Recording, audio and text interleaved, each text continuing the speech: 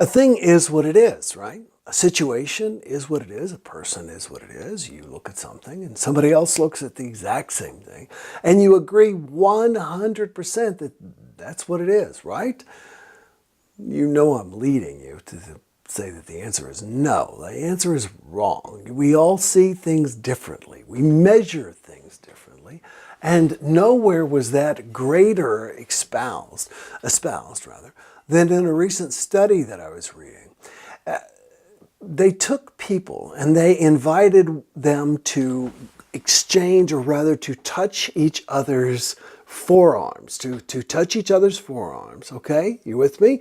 And they set up monitors to figure out how much pressure was applied when the person squeezed the other person's forearms. Now that's enough of me doing this because this looks strange, because you understand what I'm saying. With two people each grabbing the other person's forearm, they asked one person to squeeze the other person's forearm, and then they instructed the other person to squeeze back with an equal amount of force. Did you hear what I said? An equal amount of force. What they discovered was the person tended to squeeze back 40% harder. They then asked the original person who we know that's not the right word, squeezed the other person's arm, who squeezed, I just like squozed. The other person who squeezed the person's arm, they said, now squeeze them back exactly like they squeezed you. And what do you think they did? They increased on average 40%. 40%. They said to the other person, squeeze back. And this went on until ultimately, when ideally, they were squeezing at the exact same amount of force, the exact same amount of force as the very first person, because the idea was you squeeze back the same amount, then you squeeze back the same amount. Within very short time, they were squeezing 18 times harder. 18 times, not twice, 18 times harder than the original person squoze the first person's arm. Now, why is that significant?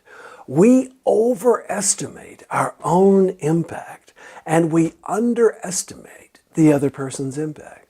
And I mean that universally.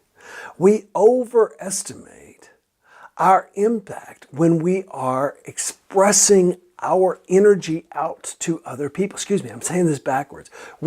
I said that totally backwards. We underestimate our impact and we overestimate the other person.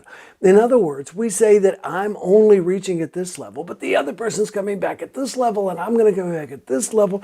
And we end up caught up in an argument, a fight, or a power struggle when simply we think that we are meeting energy with energy. But we're meeting energy plus 40%. And they think they're just meeting our energy. Does this sound like countries talking about war? It should.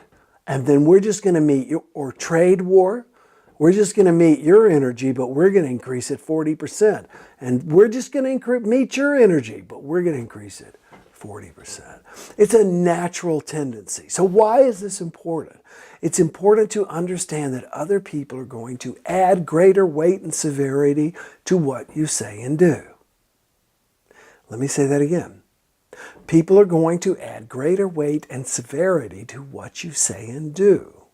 So try and lessen the weight and the severity of what you say and do. Realize that if they are naturally going to see you as this, try coming across as this, because they're going to crank it up to this.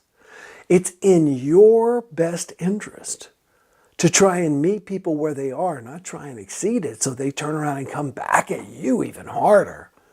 So give it a thought, give it a try. Try it today. And if you have a question or a comment, leave it below. If this message touched you, please share it with somebody else. And enjoy today. We'll talk tomorrow. Bye-bye.